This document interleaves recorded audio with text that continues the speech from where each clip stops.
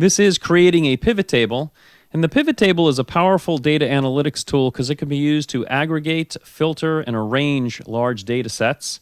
And so far for our data set, we've analyzed this using a tree map chart. We took a look at some sorting techniques, and now we're going to use the data to create a pivot table. So I'm going to begin by highlighting the range A2 down to C26. And remember to include the column headings in your data set. These column headings are going to become the field names when we create the pivot table. I'm going to go to the Insert tab of the ribbon. I'm going to click the Pivot Table button, and this will open up the Create Pivot Table dialog box. At the top of the dialog box, you will see the cell range that's being used to create the pivot table.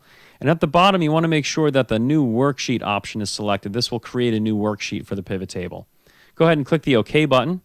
And now we have a new worksheet added to the workbook, and this is what a blank pivot table looks like.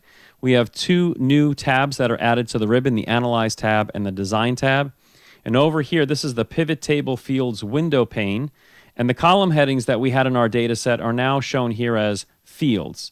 And to create the pivot table, we just need to take a field. For example, I'm going to click and drag the month and bring it down to the rows area.